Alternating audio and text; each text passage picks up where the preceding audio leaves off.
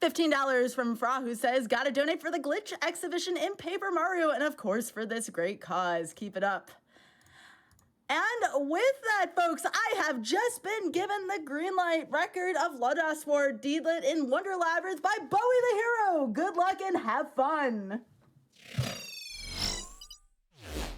Hi there, my name is Bowie the Hero, and this is Record of Lodoss War, Deedlit in Wonder Labyrinth. And from now on, I'm just going to call it Deedlit in Wonder Labyrinth because it is a bit of a mouthful, don't worry. Yeah, I've been running this game since the game came out back at the end of March, and it's been a whirlwind to kind of see this game come to the point it's at. Joining me on commentary is kind of one of the original runners of this game. He's been there since I believe, the early access times. Sabera. Sabera, how are you? Hi, it's me, Sabera. I'm doing all right this morning. I had actually maybe a touch too much coffee, so if I talk a little bit too fast, I apologize for that in advance. Never enough warm beverages. Right, so the category I'm going to be doing is going to be any percent no out of bounds. Let me actually go to the, just 1 second, just got to sort something out because I've forgotten to do one thing. There we go. Yeah, the category I'm doing is any percent no out of bounds. It's not too much different from the any percent, but you can go out of bounds in this game. It doesn't save like a huge amount of time, but we'll talk about it in reference later on when it becomes relevant in the game that there is going to be a major divergence.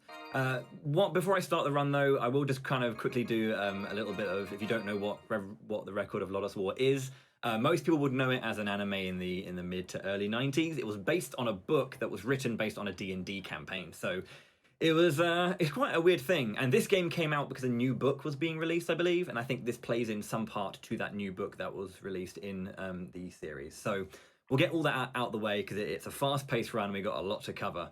Sabera, are you ready? I am ready. Go for it. Sky, are you ready?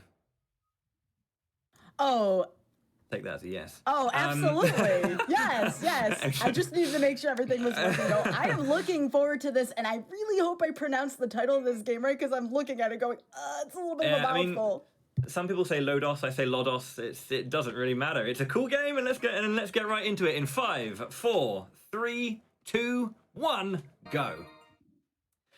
Okay, so it's a Metroidvania. It's made by Team Ladybug, and they are known for their stunning pixel artwork and animation. But yeah, Sabera, you were going to say stage 1. Oh yeah. So one thing about this game, it's stage-based. So this is stage 1. Right off the bat, you're going to notice some pretty clear Symphony of the Night influences. Deedlit's sprite looks very similar to Alucard from Symphony of the Night, moves a very similar way, and you'll recognize that backdash.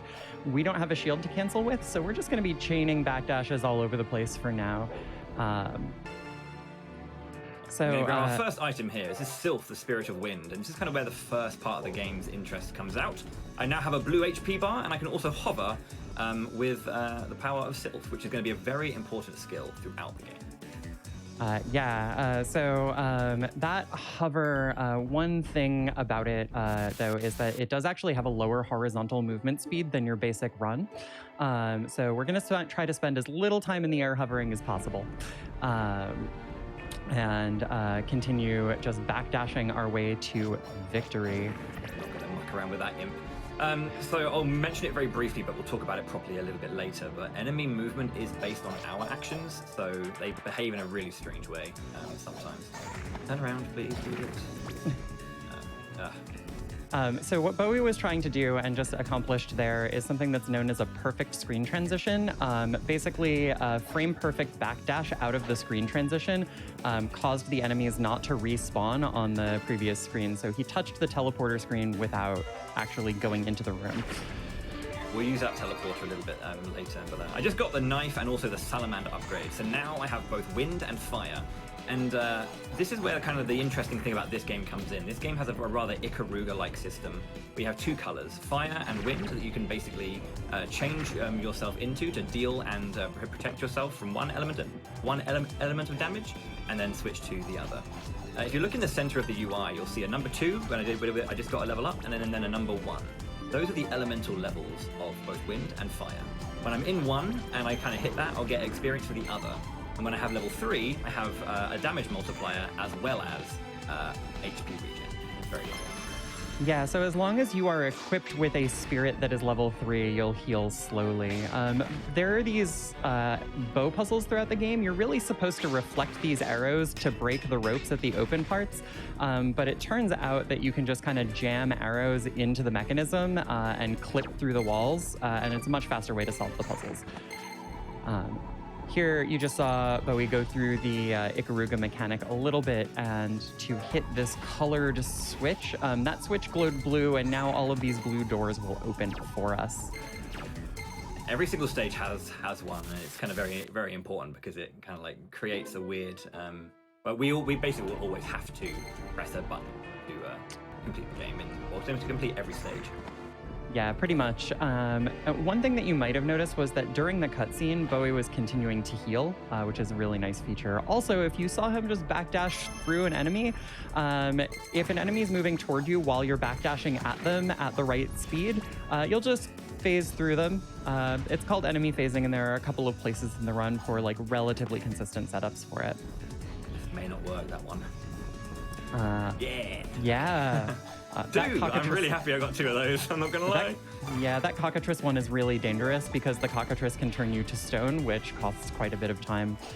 But we did just get a level up, and if you're wondering why we're not stopping to kill more things, experience levels in this game are not very valuable. You get about 1 extra damage per hit per level that you get, which adds up over time, but the level up thing is so slow that we try to avoid getting them.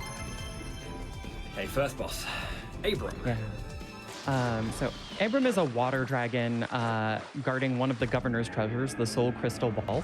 And Bowie is basically going to backslide over into underneath Abram where we can't get hit and just stab wildly. A little bit of protecting from fire to slip in there, and a few more arrows and stabs later. Abram will perish here. A little fun fact about Abram is that the item that he drops bounces out of his head, so you actually want his head to be on the right side of the screen when he dies, so that you can pick up the item backdashing out of the screen. You should notice as well that I did a quick kill, so after that like slide that he does across the floor, he will go into like a desperation phase where you can't hit him, and because I killed him before that, skipped a nice little bit of time, which is lovely.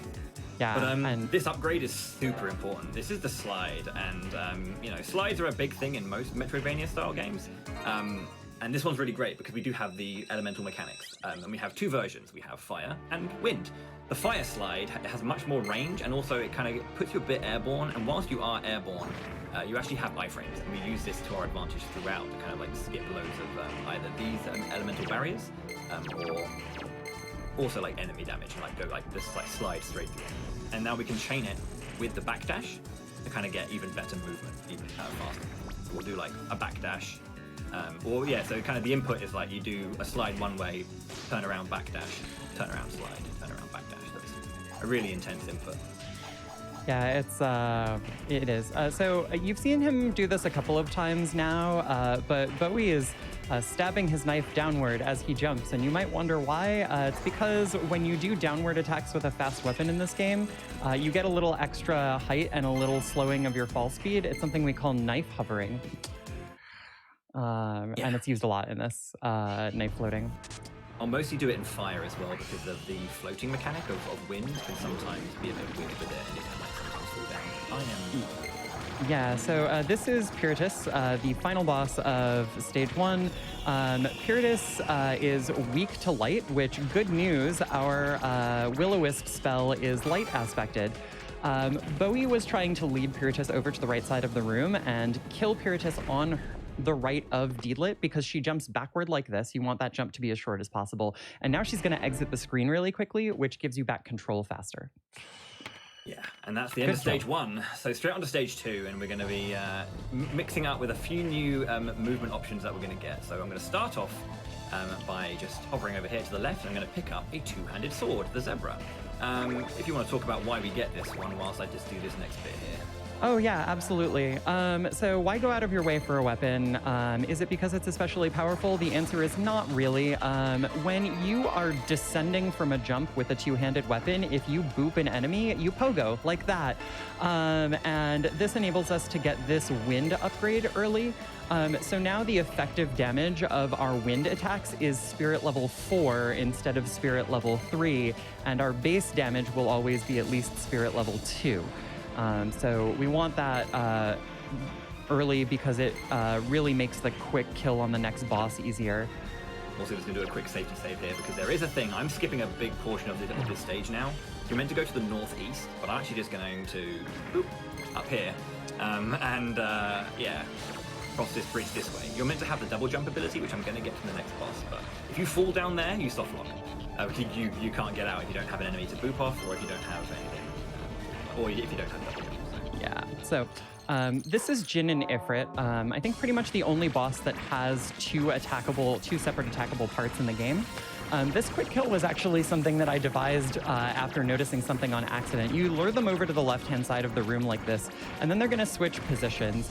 And now in this phase, in the next phase, Jin is going to blow you to the left while Ifrit attacks. And if Ifrit is attacking to the left, all of his attacks are just going to go straight into the wall, so you can hover underneath him and just wail on him with the zebra above you until he dies. That was an excellent, excellent quick kill. Good job. Yeah, I was really nervous about that one. It's one of those ones where it's like, it's not that like super tricky, but if you make one error, you're going to be paying for it. Like the main thing is like defeating Jin and then getting over to the left to make sure that Ifrit turns around. Because if he doesn't, that first shot's going off, you're taking damage and it's just all over the place. It's spaghetti everywhere. It's not ideal. Yeah. So with the acquisition of double jump, we are now no longer in danger of soft locking here. But this is also where the runs between any percent and any percent no out of bounds start to diverge. So we're going to be doing a little bit, literally the only backtracking between stages that we do in this run. We are headed back to stage 1 to pick up the only weapon that we'll ever need for pretty much the entire rest of the run. Now is actually a really good time for a couple of donations if we have them. All right, that sounds good. And I just want to say, fantastic commentary so far, too. Much love. All right, so speaking of love, we have a ton of love for Bowie here. Folks seem to know you. So we have $15 from Josepher, who says, massive thank yous to Doctors Without Borders and the incredible work done here on SGDQ. Had to donate to send all the love to Bowie the Hero on his run today. Thank you for being a friend and fantastic streamer. Hope to see you soon. Thank you, Joe. Cheers, mate. Sorry, go ahead. Just really quickly, this weapon, the Qatar, is faster than almost any other weapon in the game and has enough power to basically carry us through the entire rest of the run, which is why we go out of our way for it at this point. Otherwise, we'd have to wait until stage 4 to come back for it if we didn't go around this way. Please, another donation would be great. Absolutely. We have $20 from the Neon Caster, who says, Bowie is not only one of my favorite event hosts, but one of my favorite speedrunners too. I cannot wait to see him show off his D-Blitz skills. You'll crush it. So much, Nathan. I appreciate that, dude. All right, one more, okay? Yeah, absolutely. All right, $50 from Tex, who says, Bowie is an awesome runner and person. I'm proud to be in his community and see how hard he works at this and all of his runs. So happy to see how this run's come along.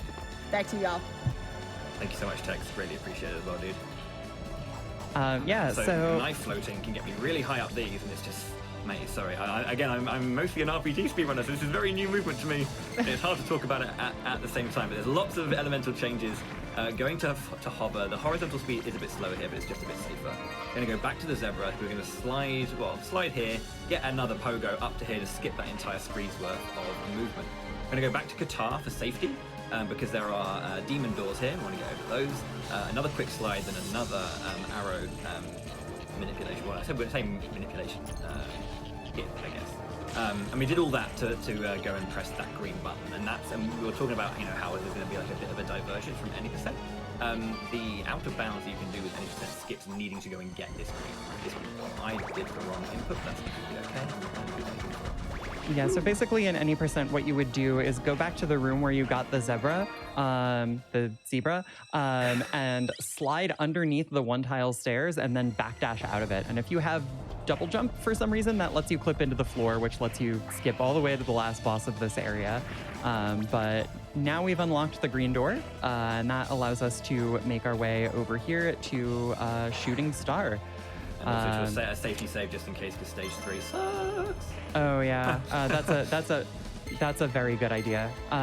Stage three is terrible. It's just hard. It's not a bad stage. It's really interesting, but yeah, it's a nasty stage. So we're really going to show the power of the Qatar off now. So we're saying it's one of the best weapons in the game. I mean, you'll see just how fast it is, and just how much it absolutely murders Shooting Star. His first attack is a fire breath on the ground, and you can be in fire mode to avoid this and absorb magical powers. But because we can just float above with Sylph, we don't even touch the fire, and you can see the Qatar just absolutely annihilates it. It's just down. Yep. And that's the end of our friend Shooting Star. He didn't even really get into his other attacks, which can be quite nasty if you let him go on for too long. He's got some pretty he's got a really annoying desperation. Anyway, we try to skip all of the desperations. Right then, stage 3. This is where a lot of the movements that we've learned, a lot of the movement mechanics, are going to come in really handy. First off, these roses. They suck, and they have massive hitboxes, and so I'm just going to try and use the iframe slide to get through them. Ooh, that was close. Yeah, all of those hitboxes are really tight, and the especially bad thing about the roses is that those little flower things that they have out in front of them will always knock you away from the rose, even if you backslide. So you can't damage boost through them the way that you can through other enemies. The gears on those elevator puzzles, you've seen them before, but they can actually go in both directions. So efficient movement through those is really difficult. Yeah. So I should mention as well that, okay, so here, if you might notice, I'm going to do a little slide here to maybe bring the dragon forward. Right, yeah. So enemies will mostly act in different ways based on how you enter screens and the action you do on screen. So you can always approach it from the same way. It's why, whilst they are somewhat controlled in that regard, every single time you do this run, there's going to be minute differences, minute frame inputs, all that kind of stuff. So they will just change their behaviors. The imps at the beginning are really bad for it, but some enemies can be quite easily dealt with because of it. Yeah, in some places they're very consistent. So Bowie just recently picked up a soul key. So this stage doesn't have a new movement power in it. We don't get slide, we don't get double jump. It's just we have to find 5 soul keys in order to unlock an elevator that lets us get to the final area of the stage. He also stopped to pick up another spell, Invisibility. Invisibility actually creates a clone of you that enemies will attack in your stead, and is really useful because it works on bosses as well. They are fooled by it just like any other enemy. Okay, so here's a mechanic that no one likes. Stunning. If you take 4 consecutive hits in quick succession, you will go into stun mode. Now, those enemies that I'm avoiding there, the Shadow Stalkers, because they kind of work like a Super Mario Poo, you look at them, they are kind of you can't see them, but if you look away from them, they'll become solid and they'll try and attack you. If you make contact with them, you'll get insta-stun, and that is not ideal. It's a really, really long animation. You got to mash to get out, and it doesn't speed it up really. Yeah, and if you if they hit you again while you're stunned, they'll re-stun you, unlike every other enemy in the game, which will knock you out of stun. It's really awful. Yeah, the stun thing isn't really very, very visible. The way we kind of use it is that if you notice that when I take damage, there's a red bar of my HP, quick safety save there. The red bar of the HP, if basically that doesn't start depleting each hit, 4 hits in a row without that depleting. That's kind of how we see it. But yeah, there may be more nuance to it. We haven't figured out the absolute specifics of that. This fight's really quick. Obviously, the Carla phase, we'll fight Carla twice, and then she summons a secondary monster. Flouse, a human first. But the Carla phase isn't that tricky. Yeah, so this is where invisibility is going to come into play. Basically, by setting invisibility to the left, Flaus will never change the direction that she's facing. And if you attack Flaus from the front, she'll eventually put up her shield and stop taking damage. But by forcing her to face a particular direction, we can just stab her in the back repeatedly until she's gone. There were some really fascinating fights where, kind of like doing this thing where we like force her to guard, jump behind her so that she cannot shield from the attacks from behind, and then kind of like evade the incoming attack and repeat. But with that, it kind of makes it a bit more trivial. It makes it for a bit more of a drier fight, but it's a faster fight and we're speedrunning here, so. This is a cool thing. We're going to use the Sylph float to get a little bit of extra height, and then do a double jump knife float to skip that entire elevator. Super nice. And for any fans of Shining Force 2, I know I'm a fan of Shining Force 2, these enemies are called Zalbards. And I've never seen that name anywhere apart from Shining Force 2, so let's go. I have to assume that that's a reference of some sort, so there's plenty of them in this game. Yeah, I assume the names must be from somewhere, but okay, so you may notice as well that I am killing enemies in this, certain enemies in this stage. And why is that, Sabera? You probably didn't see it before, but sometimes enemies can drop items in this game, but the item drops are not random at all. In every stage, for every drop that can happen, there's a kill counter, and if you kill the enemy that drops the item drops an item at the appropriate number of kills, then it will drop its item. So if the 40th enemy that you kill on this stage is one of these little shade moths, they will drop this item called the Dark Bow. The Dark Bow always fires dark elemental arrows no matter what element you are equipped with. That is, it turns out, useful enough for enough things that it's worth going out of your way to kill those shades in order to pick it up. Yeah, and so by killing, there's 24 shades, or 28 shades on that screen. Flausens and Carla count as kills as well, so that's 30. The next screen has anywhere between, I think it's like 8. I think it's 3, 3, and 2. It might be, it might be 10. But I kill other enemies just in case to ensure that on this next screen I get the Dark Bow. And there are, of course, the 2 stalkers that you killed on your way up to the Shade Room as well. And a couple of harpies earlier. So basically, there's the drop. Very, very nice. We're just in the run-up to the final boss of this. This last plant room was the original proof of concept for sliding through plants. That was the original cursed strat for this room. So yeah, we're gonna fight Carla again, and I equip the Dark Bow now because it's gonna come in handy pretty much immediately. This next fight, Carla again is kind of the same fight really. She has a different electric spell. The first time she creates 2 bars that kind of slide into the center, and you have to get really, really tight in. And this time she does electric versions of Dracula's massive fireballs. But she goes down before anything happens. However, I am just gonna bring out the Dark Bow, start my assault here, and slowly tap to the left. To evade the feathers, evade the sword, and evade those blood wolves, and finish the fight. Yeah, so in the lower right-hand corner, you'll see that there were some dice, a 3, a 3, and a 1. Those tell us that Demon God is a little weak to wind and light, and very weak to dark. She takes double damage from it, so that clears the fight very, very quickly. It should be noted, actually, I just wanted to kind of just jump in there with the dice. It's kind of like a nice nod to the fact that Record of Lodoss War was based on a D&D campaign by having the dice kind of be a showcase of the elemental resistance. I think that's a really nice touch. Yeah. So this corridor that Bowie just came down, that's awful, which is a long out and back for a spell, gets us Windstorm.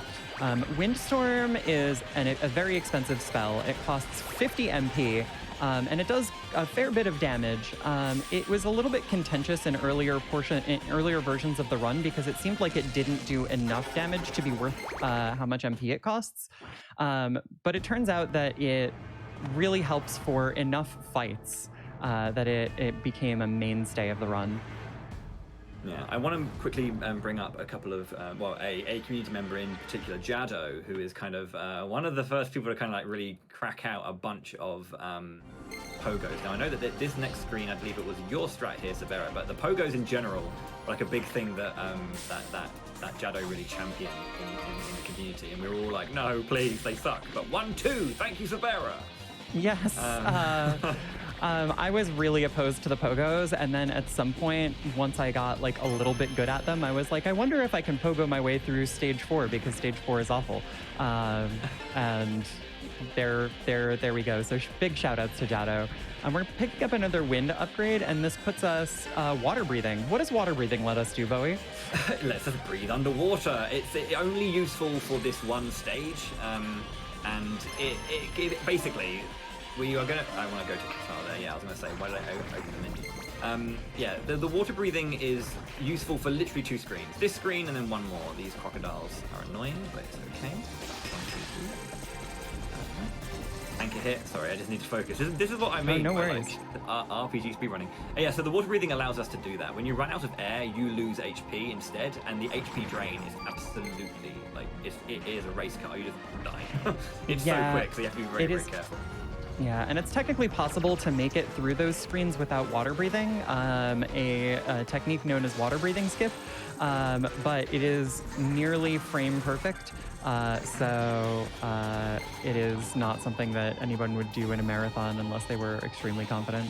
I'm playing safe just to make sure. I don't like safety saves, I like to go ham, but you know, I haven't saved for a while, so I don't want to like lose. This is a really, really cool fight. If you have played this game before, you'll know that Nass is quite a tricky one. Lots of HP and loads of like crazy attacks. However, I'm a speedrunner. So 1, 2, double jump, knife float over Nass, and then what I'm going to do specifically, I'm going to change to the zebra, turn around, and hit Nass. But you may notice that the HP is absolutely melting. The back part of Nass's hitbox has it's just multi-hitboxes, so we're hitting him 10 times per swing. So Nass just melts, and that is amazing. When that strat was found, it like caused a little bit of uproar. There are very few enemies in the game that have multiple hitboxes. Narsa is pretty much the only boss that does, and it's such a weird spot. Yeah.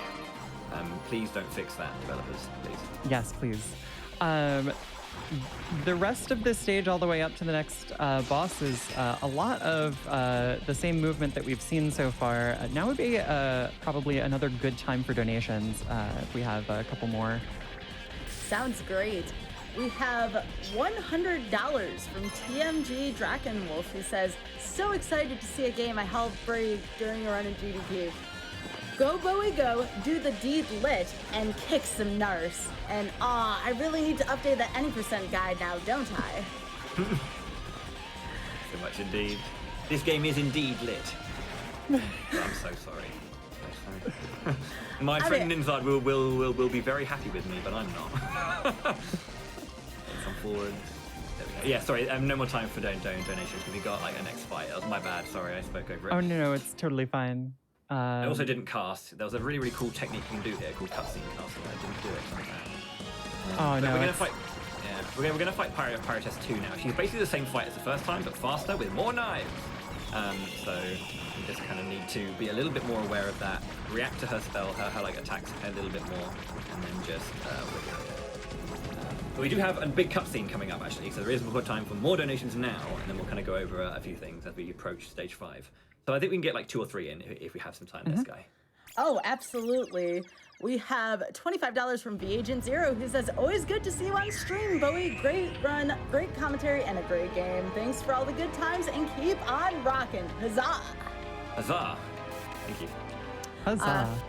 $50 from Atreus, who says, great to see Bowie at GDQ. Good luck on the run. Thanks for being such a positive force for good in the speedrunning community. Here's to all the runners, readers, commentators, and contributors during this fantastic week of fundraising, and thanks for giving me the chance for a week off.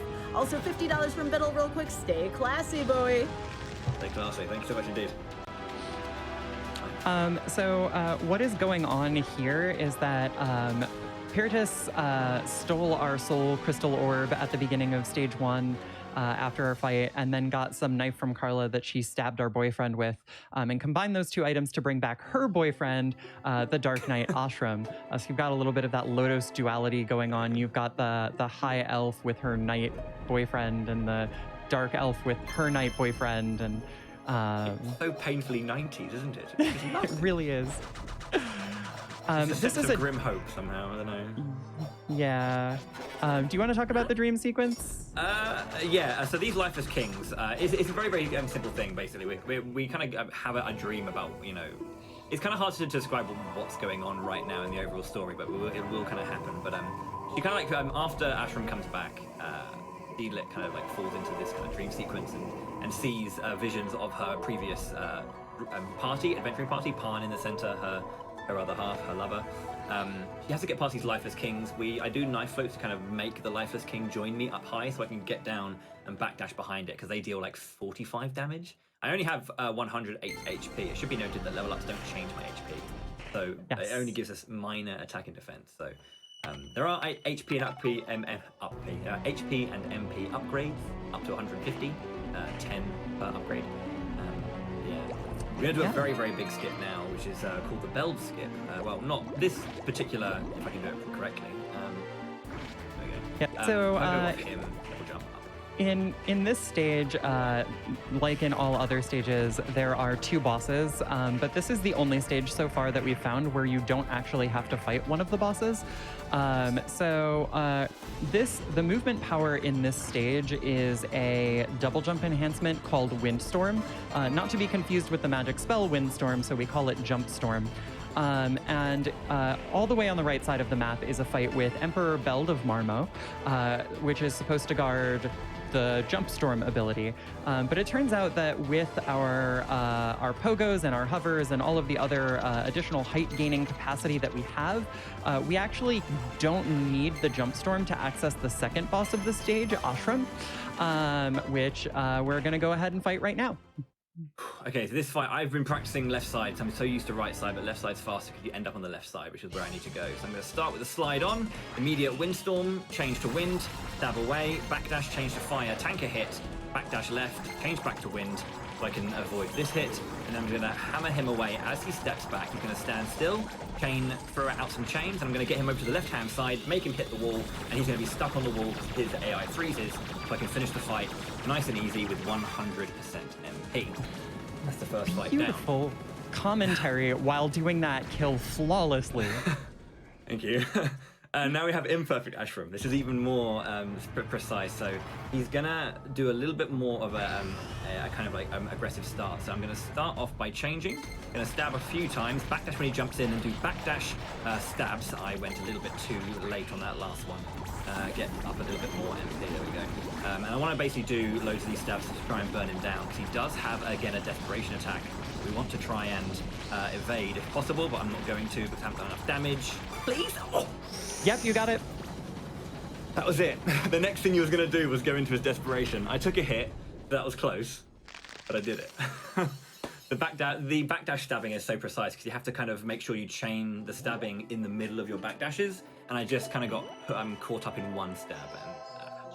Yeah. But yeah. I just want to I want to let everybody know really quickly that when we were kind of working on the commentary for this, Bowie was like, I'm going to want you to narrate all of the boss fights so that I can focus on doing the kills. And here is Bowie just absolutely murdering it while also doing commentary for those boss fights. Just please. I've been trying. Please give it up. It's as I say, it's like a new medium for me, this particular genre. So I've been practicing, but like I kind of felt it. I felt confident in the fights. I'm sorry for like overtaking that one. No. I am blown away. That was phenomenal. So we hit the purple switch just now. Parn somehow showed up again despite being dead. Weird. But with this, we can actually just go ahead and exit from stage 5 to stage 6. Yeah, so we're coming up towards the end part of the game now. One more stage to go, because as there are 6 sides of a dice, there are 6 stages to this tabletop adventure. Yes. And really, like, we come back through here, the door just opens for us, and boop, we're gone. Yeah. So again, we would need that jump storm ability to gain extra height, but pogos are Jado. Thank you. I hate you, but I love you at the same time, because I think you mentioned it a bit earlier, Sabera, or you mentioned it yesterday, that they are at first very daunting. Like, it is a very daunting thing to do, but when you get it down, it's so satisfying. So I picked up the Crimson Mallet earlier as well, because it's just more damage. So yeah, wake up please, Mr. Dragon. Also, the Crimson Mallet is extremely fast for a two-handed weapon, so in addition to more damage, it also deals damage faster. I do want to note that the slides through these chimeras in this level are really, really tight. Everything has pretty wide hurt boxes in this. It is technically possible to slide through literally everything in this stage, including the giant basilisks, but it's so difficult that we take lots of damage boosts here instead of doing that. Yep. Beautiful pogos. He's coming up. Okay, cool. I'm gonna float here, do a double jump over, and then backdash down. This is for the last. We're going this way because I need to press the last button. It's like teal, like light white, light blue kind of color here. So our last button, and now we're coming to the hell hallway, or the hellway. Yeah, we have a less polite name for this hallway. We're not going to say it on stream. Oh no! I just tanked it here. I'm gonna have to. All right. Sorry, I'm just gonna tank. I'm gonna take some HP back here. Sorry.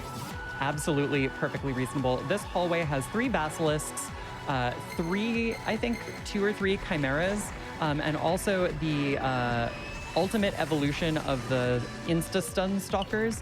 It is extremely lethal if you are not careful, so taking that extra hit point, taking that extra heal was 100% the correct decision. Taking us into the boss rush with a beautiful couple of pogos. Yeah. So I'm gonna wait for the stage to appear, summon Windstorm, and then get a few hits onto Abram.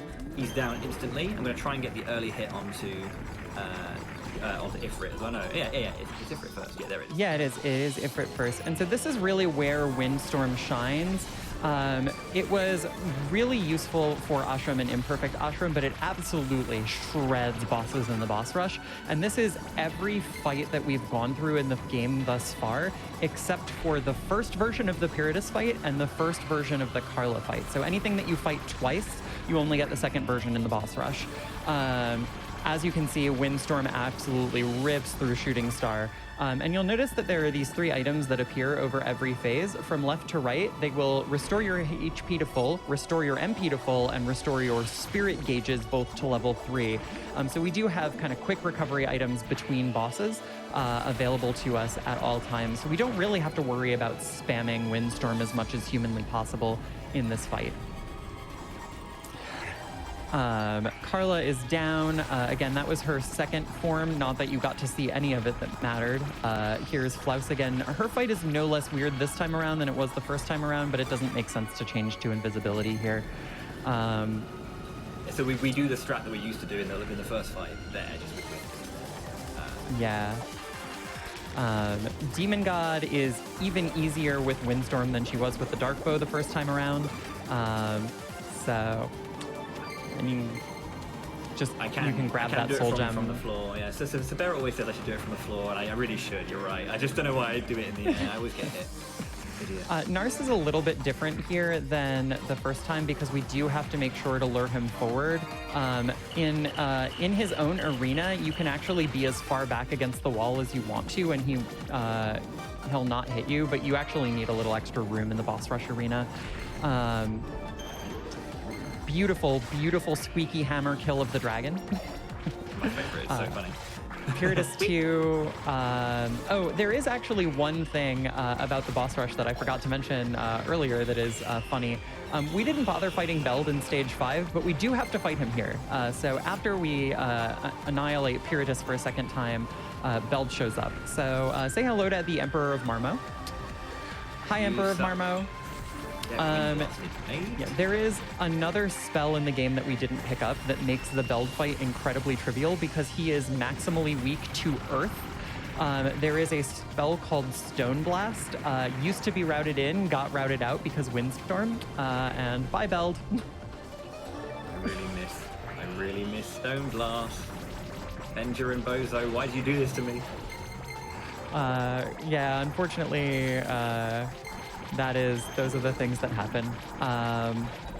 But another fight with Ashram and Imperfect Ashram. This is going to be pretty much the same thing that we saw before to get that one cycle left side kill and allow us to exit out of the boss rush.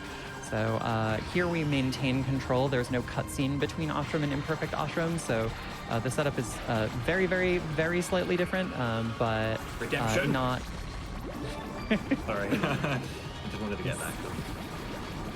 Beautiful, wonderful, wonderful kills. Thank you, and very, very well commentated throughout that entire thing. That's a lot of fights back to back, so good job.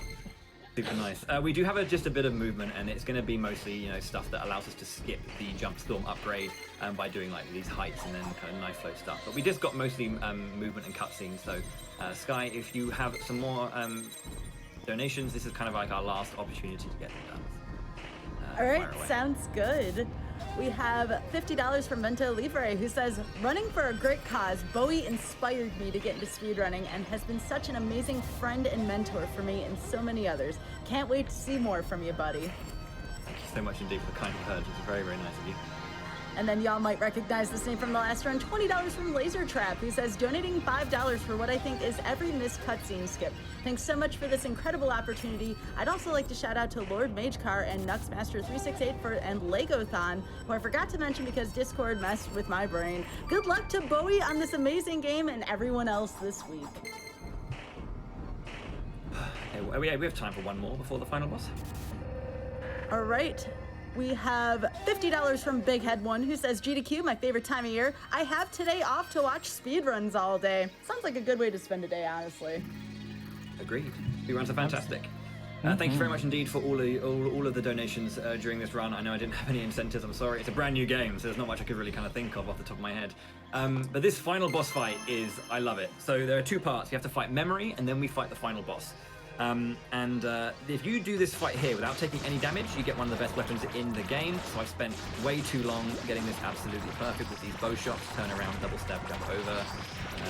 And Memory takes double damage from darkness and is immune to light, so the dark bow pays off again here in this, not just for the demon god in stage 3. Beautiful, beautiful memory kill. And as you can see, the boss explodes. There is a sword floating. That is Parn's sword. And this is the final boss. I'm going to focus for this one, but I will say after the boss fight, there will be some flashing lights. They're not like the most aggressive, but it does get quite... It's just white flashes, but it does get fairly pacey. So if you do have any photosensitive epilepsy or anything like that, just be careful after this boss fight. Yeah, so the basic strategy for this boss is you want to hover as much as possible on top of the eye and just wail away with Parn's sword, which does slightly more DPS than the Qatar. It's actually not a big deal if you have to do this with the Qatar, but so the boss does this little like pinwheel phase, we call it. And so the strat for this is basically hovering with wind element inside the wind barriers and then jumping slightly over when the fire comes out and then landing to reset your jump. And that is called jump roping. He'll summon these shades, which Bowie is using Windstorm to get rid of and annihilate the boss's invincibility. And then we come into what's known as popcorn phase. Popcorn phase. Sorry. Beautiful. There. Sorry. That was wonderful. That was an amazing popcorn phase. And if you do it fast enough, then yeah, the boss barely survives past popcorn. That was wonderful. That was. Time is not yet though, yeah. Time's not yet. So this is where it's flashing, so just be careful. Yeah, sorry, I just spoke over you. I just got a bit excited that I did that damage. That's the second time I've done it with no damage, popcorn phase. So yeah, no, please. That was incredible. That was I would have howled if I could have done so without spiking my volume. No, you're all good, don't worry. Thanks so much, indeed. Yeah, so that is the final boss fight, but time's not yet. We're gonna do a final like backdash through a cutscene, and there'll be time when we hit a stone monument. So it turns out what happening here in terms of story is that this is not reality. Niall, that final boss, is actually a spirit of loneliness, or a god of loneliness. And in the real world, Parn did actually die. And after his death, Deedlit kind of fell into this kind of like depressive state. She was missing the person she loved. And that basically allowed Niall to snap her up and kind of like draw her into the labyrinth, where she's been trying to like figure out what's reality, what's not, come to terms with that reality, and then fight her way out. and by defeating Niall in the labyrinth, she breaks his hold on her. So out we go. And now we are back in the cabin that we were in at the dream sequence. On the lower right-hand corner of that first screen inside the cabin, there's a cabinet with a weapon inside of it. You can actually break and take that during the dream sequence. And if you do that, it will be broken and taken during the wake-up at the end of the game. But we didn't, so it's still there. One beautiful final backdash through here, and... time. I see. That last... Yeah. Oh, sorry. Go ahead. That last trigger, it's possible to soft lock if you backdash into it. It's not 100% consistent, but sometimes the flash will happen that indicates that the cutscene should start, and then the dialogue just will never start, and Deedlit will stand there forever, frozen in time, thinking about everything that happened. Yeah, the game does still run, like the birds on the bottom right, they do like fly around and stuff. The game is still running, but the cutscene never plays, so it just kind of stays there. Yeah. That is still that if that happens, the run is still allowed because you did the main thing, you didn't do the thing. But that is record of Lodoss War, Deedlit in Wonder Labyrinth. What was the time actually? I don't actually know what the time was. 41:52. So my estimate was 52 minutes. Now, a fun story. My submission video I PB'd on. At the time I PB'd, I think it was like a 47 or a 46 at the time. So you can see how much work we put into it over the months since then. So it's absolutely beautiful. You also PB'd relatively recently and got a 40-something, didn't you? Yeah, I did a 40:38, and that's fourth place on the leaderboard because Jado has a 40:33, so like just 5 seconds ahead of me. Benja with a 40:16, and there's one runner, the world record holder, the only Japanese runner we have in the community thus far, I believe, Poppenheim, with a 39:56. So he's like the only sub 40. So yep, we're all pushing for that. So and way back in the day, we were like, sub 45 is impossible for no out of bounds. That is going to be our our wall. It was not. Yeah. It's only going to get better. It's a really, really fun run, and I hope everyone who has been watching at home enjoyed it. If I may, just very, very quickly, thank you obviously to Sabera for joining me. It's been a pleasure to have you on commentary and to work on this game with you over the months. You've been a big inspiration to the community, so thank you very much for putting as much work into it as you have. Oh, gosh, thank you. And thank you so much for having me here. It's really been an honor to commentate for you. And thank you so much to Games Done Quick for, of course, putting on this absolutely wonderful event and letting us showcase Deedlit in Wonder Labyrinth. It's a really, really cool run. I want to kind of say a quick thank you as well to a few of my lot. First off, the Moon Bros. You know who you are. All of you are wonderful, and thank you for being a support network for me over the many, many years. It's a pleasure to be your friends. So thank you very much. In my community, there's a whole bunch of people, obviously, Greffery, Ninzard, Larry, thank you very much for everything that you always do. And there's loads of other people, Kinnell as well, and Bonkers, you know who you are. Thank you so much. And obviously to the community of Deedlit, there's loads of wonderful people who put in loads of work. Prime, Jado, Benja, Bozo, or Dark, or one of the three names he's got. Knight as well. Everyone's been putting in so much work. So keep on grinding. We'll see this run go far. And of course, a massive thank you again to GDQ for having us. It's a pleasure to run this game, and it is brand new. And the fact that I only run like 2 non-RPGs, and they've been the 2 runs that I've managed to. I've been lucky to show off here. As well as you may remember Onimusha like 4 or 5 years ago. That was a fun run too. But a pleasure as always to be part of these events. It's for a good cause. Make sure to keep watching and keep supporting. There's going to be some great runs coming up. And thank you as well to Sky for hosting and reading donations. Your energy is infectious, so thank you very much for that as well. And with that, I'll hand it back to Sky, and I'll say goodbye, and stay classy, take care. Cheers. Thank you so much for that lovely run, Bowie the Hero, and of course, to Sabera for the awesome commentary.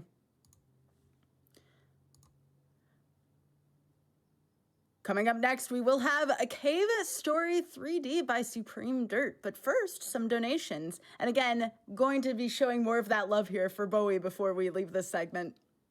We have $25 from Felly, who says, "Hey Bowie, it's been cool to see you get into marathons and perform, especially for this game which you've been crushing. Hope someday to see you at a physical event again. Cheers," and Bowie heart. Cookie Mom donates $35 saying, "Amazing watching Record of Lodoss War torn apart. That Boss 5 commentary was top notch. Keep up the great work."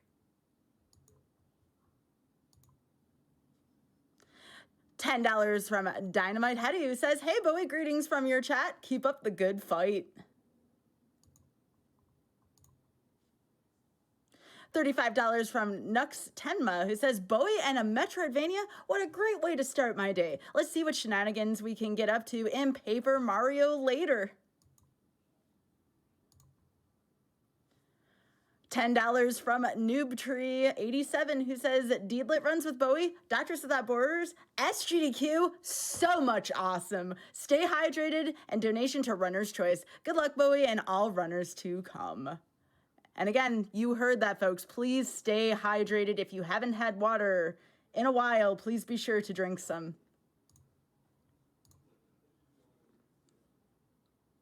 Artin Zevius donates $250 saying, "Good luck with the Runder Labyrinth, Bowie. I hope everyone's having a good time so far this SGDQ. MSF is one of the 2 charities I will shout from the rooftops as an unambiguously good cause, so I'm glad to donate during every SGDQ. Thank you to all the volunteers, runners, tech crew, and staff that come together to make GDQs possible, and I hope everyone's having a good day." Henry Scroll donates $10 saying, "My boy Bowie's so sick to see you putting in the work on the international scale. Money goes to his choice. Much love to yourself and all the GDQ crew." Cloney donates $25 saying, "Just had to donate during Record of Lodoss. Game is amazing. Run is amazing. Runner and commentary are amazing. I just bought the game, so if I have spending money, you get some too. Donation goes towards a goal of Runner's Choice. Thank you all for this." So a quick update here. We do have some incentives coming up here. Remember, if you would like to see the printy cap get worn, we're currently at $1,800 out of $3,000. That is for Cave Story coming up. So if you would like to see that, please get those donations in. Also, the Paper Mario run, which is coming up later, by the way, does have a bonus incentive to go with the bonus game. So let's check up on that for a sec.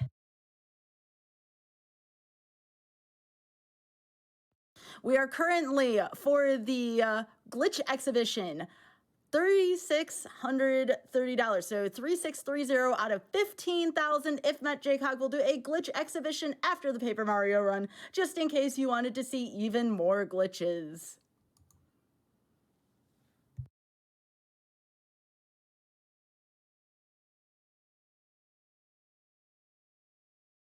And the other incentive we've been keeping an eye on here, this is for Devil May Cry 5, the upgrade to Devil Hunter later on. We are currently $923 out of $10,000, and that will upgrade the difficulty of Devil May Cry 5 Special Edition run from Human to Devil Hunter.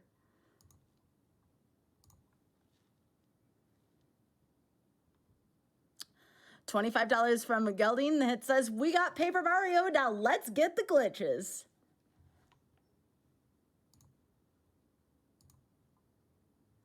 $50 from Kona Rican, who says, "Had to donate to congratulate an amazing run. Well done, Bowie, and good luck to all the rest of the runners."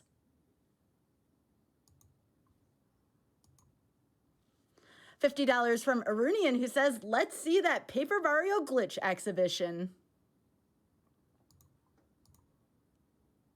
And speaking of a Cave Story 3D, which is coming up, Elite 4 Elijah donates $50 saying, "I had to donate again when I saw that there were both Cave Story and Kirby prizes up for grabs. Looking forward to the upcoming Cave Story 3D run and the Kirby runs later. This donation is going towards that glitch exhibition in Paper Mario because I always love seeing how broken it is. Plus, it'll probably give us an opportunity to talk about parallel universes."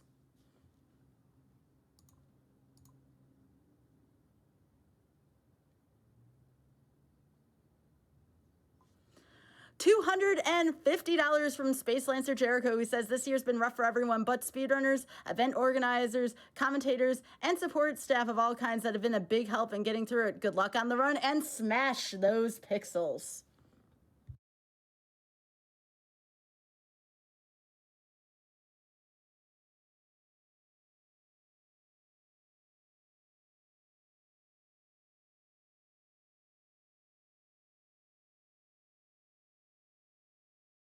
All right, we're going to take a quick break. We'll be right back.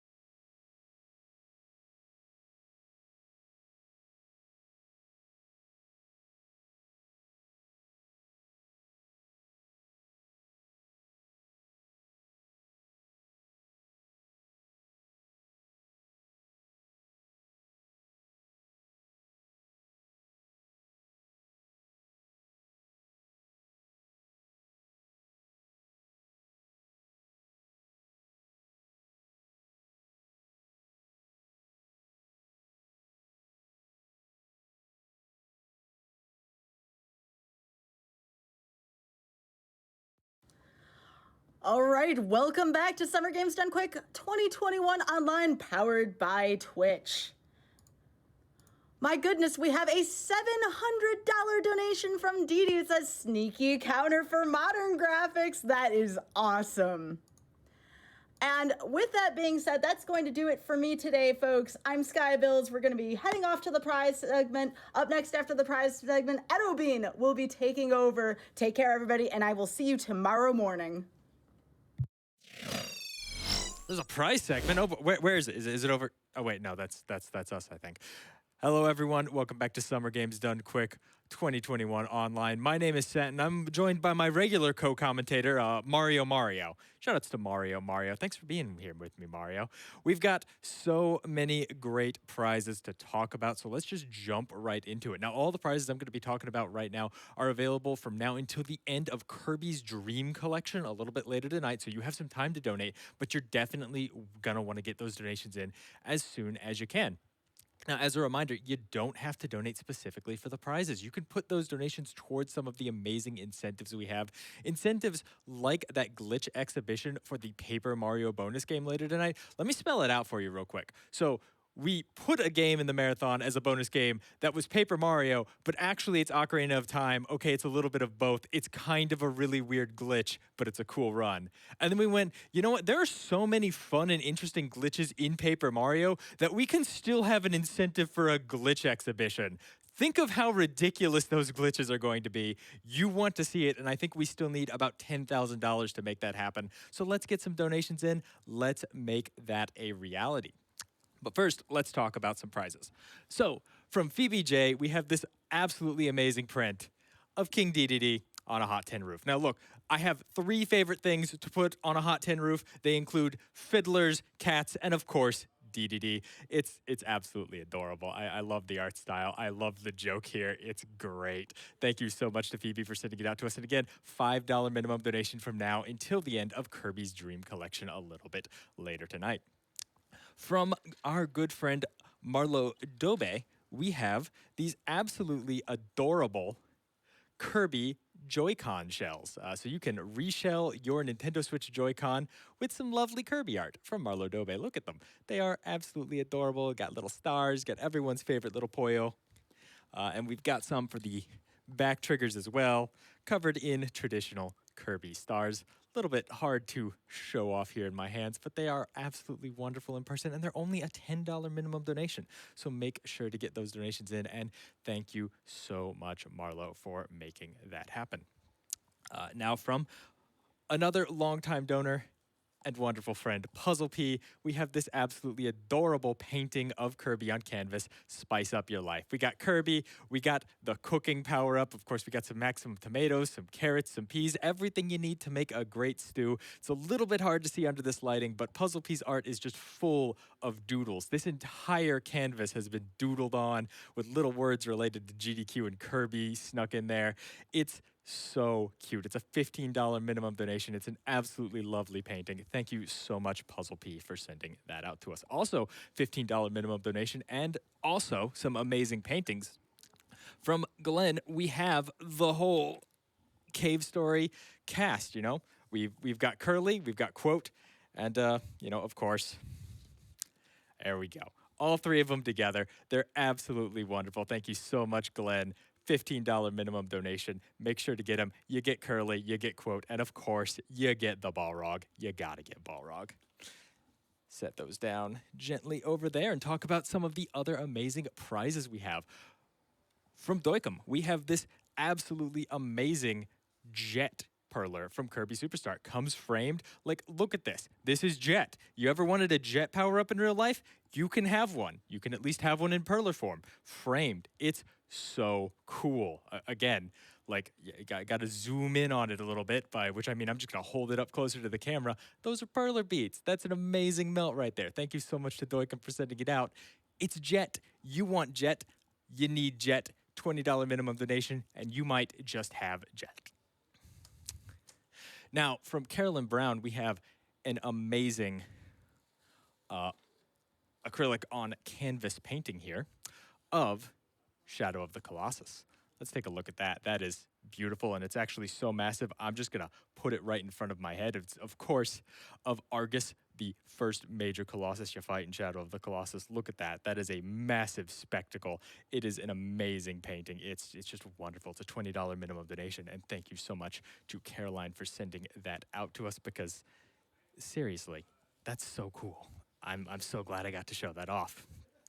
You know, sitting next to me here this entire time, we've had this beautiful Super Mario blanket. What you might not know is this is actually a hand-crocheted Mario blanket. Yeah, this entire thing, single person's crochet project. Every single one of these squares is filled with tons of stitches.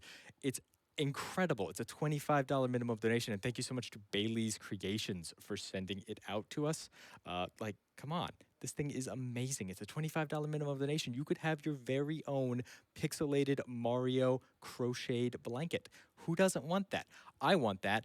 I can't have that, but you can have that if you donate at least $20, $5 between now and the end of Kirby's Dream Collection.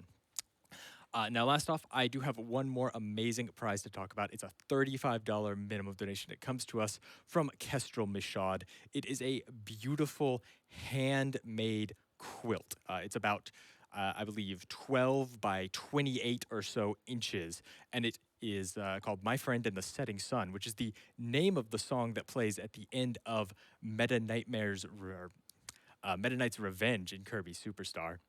It depicts Kirby on top of the wheelie rider on a cliff, looking over the orange ocean as, you know, Meta Knight's ship kind of just crashes into the sea.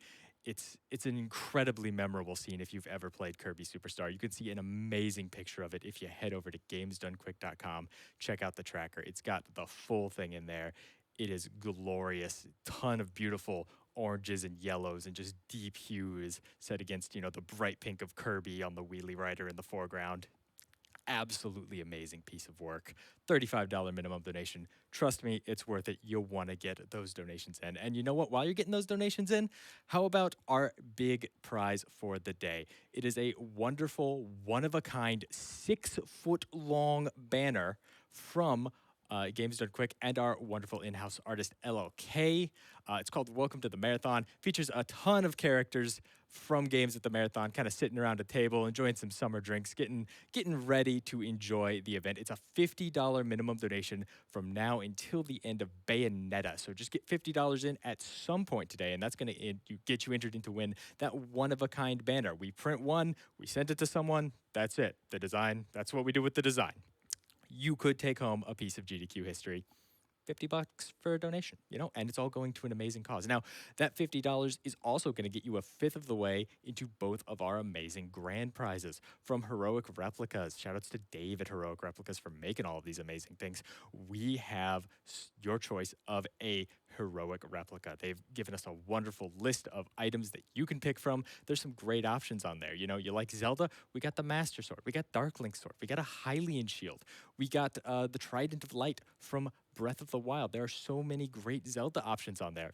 You know, maybe you're not a Zelda fan. What else is there? There's plenty of great things in there. There's a functional electric Zora guitar or a bass. It's a functional instrument. Are you a musician? You could play it and look absolutely rad.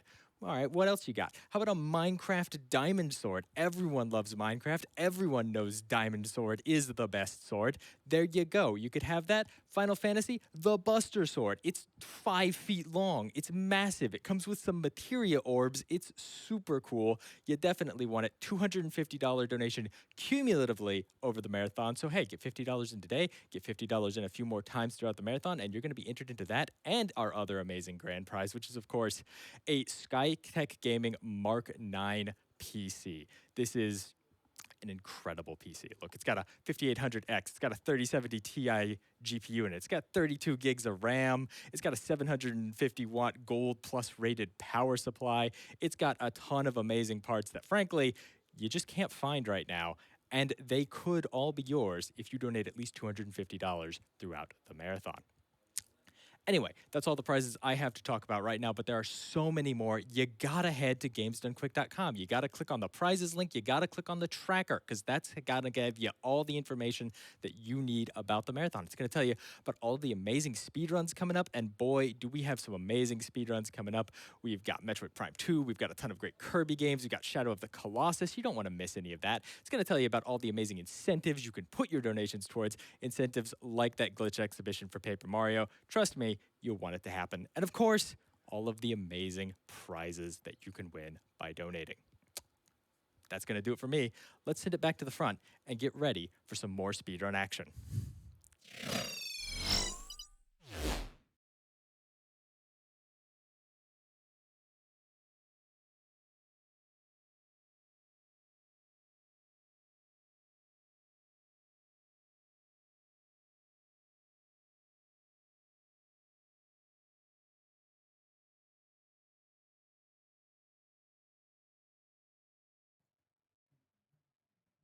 Hello, everyone.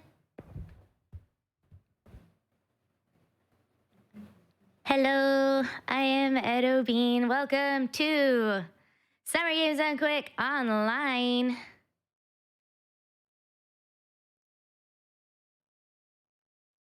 We got a couple of minutes before we start our next run of Cave Story 3D, which you do not want to miss. Let's go ahead and read a few donations while we are getting set up.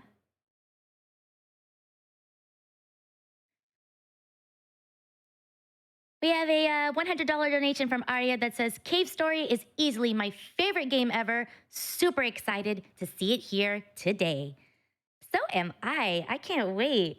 It's going to be amazing.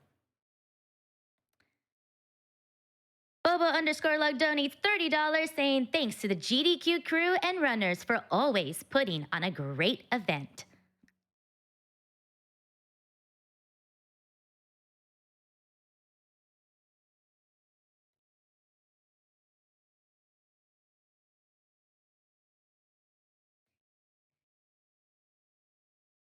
Fiora Orsola donates $50, saying, so happy to watch the marathon this year for a good cause to support MSF.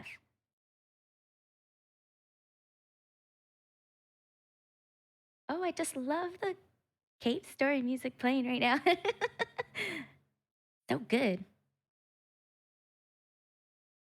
JoJo Story donates $250, saying, so excited for SGDQ week.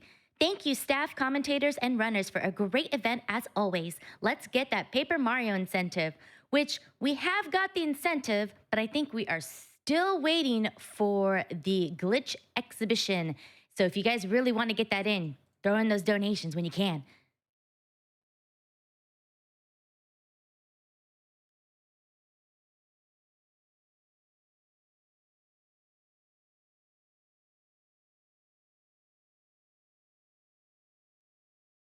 Hotaru donates $100, saying, is it that time of year?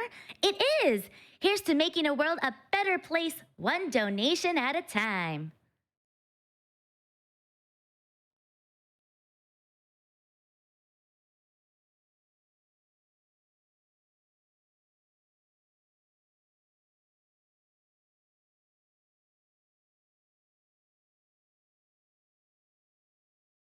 We have a $100 donation from Chocobo Kiba that says, figured I would make my donation on the few days I have off of work. Keep up all the awesome work and best of luck to the runners. Put this to the Paper Mario bonus game.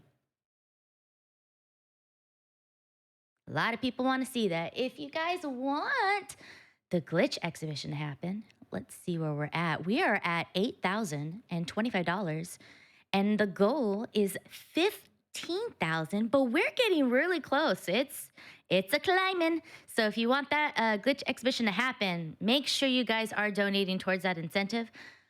We also are still going through the final section graphics for Cave Story 3D, in which whether we have the classic style graphics or the modern remake graphics that will be used in the final area of this run. Right now, modern is winning with $830. Classic is at $805.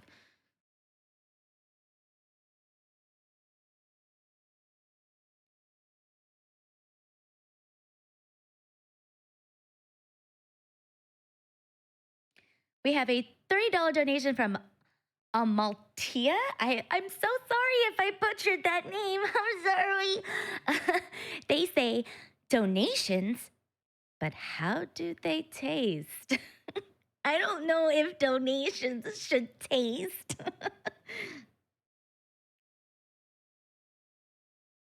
King DTN donates $30 saying, had a long week at work, but now I can chill out with some great speed runs. That's a great way to chill out.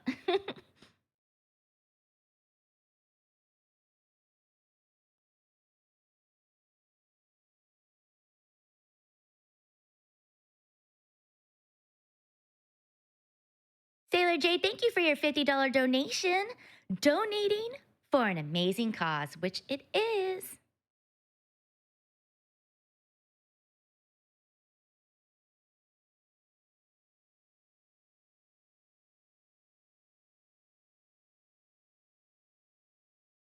Clizix, thank you so much for your $30 donation. Excited, SGDQ is back again. Love taking the week off work and watching as much as possible. Good luck to all the runners.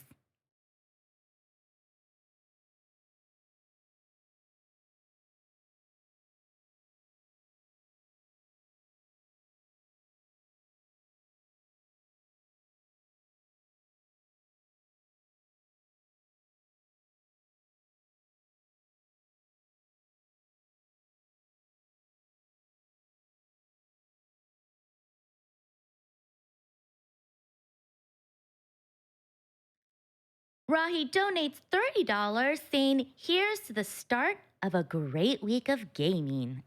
And what a week it is. Make sure you guys look at the schedule too. Want to see what is going to be coming up, what you may want to see in the later time of the week.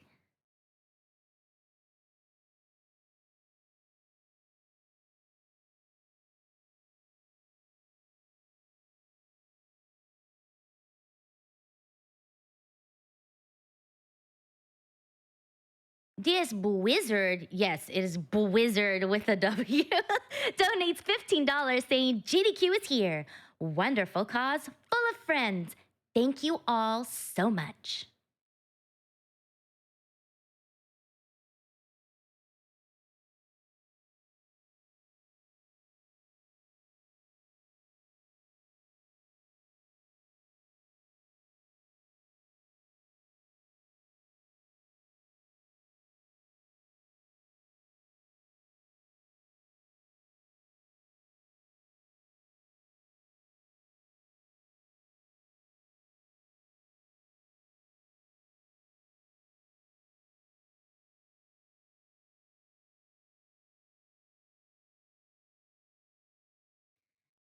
$30 from Najiko that says, thank you for bringing so much joy to so many through these events and the amazing organizations you help support.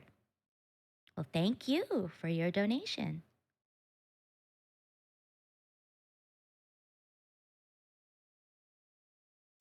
We have $30 from Evil Yoda.